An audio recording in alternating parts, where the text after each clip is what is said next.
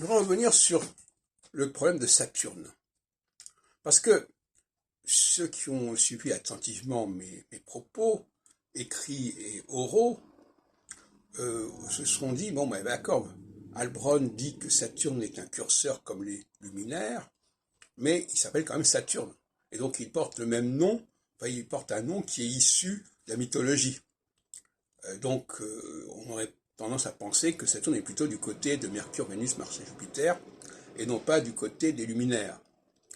Mais il ne faut pas être naïf, il faut bien comprendre que les choses peuvent avoir changé entre-temps, en cours de route, et que la mythologisation a pu produire le nom de Saturne, ou de Chronos, comme on voudra, enfin en tout cas, à conduire les astronomes à parler de Saturne, mais ça ne veut pas dire que c'était le nom d'origine de Saturne.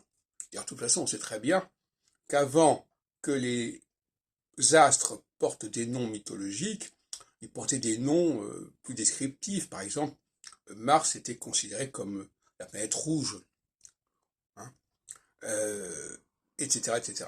Et donc, l'hypothèse que je fais actuellement, parce que je crois beaucoup à des choses qui sont déplacées, qui sont plus à leur place, je pense à la notion de soleil noir et de lune noire, qui pourrait avoir pour origine Saturne.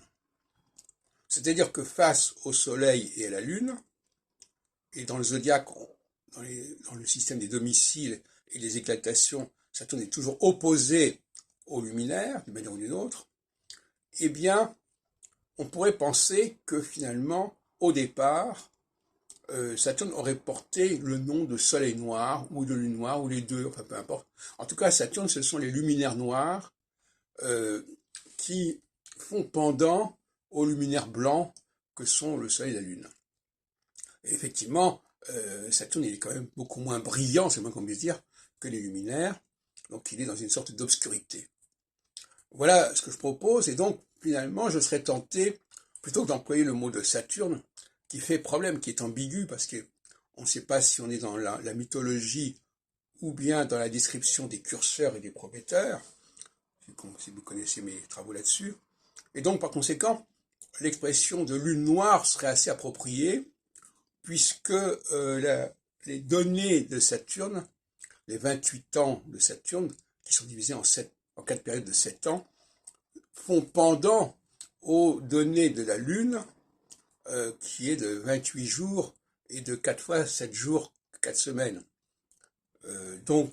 Il pourrait y avoir une sorte de dialectique lune noire saturnienne et lune blanche, la Lune que nous connaissons, et qui porte un nom différent selon les pays.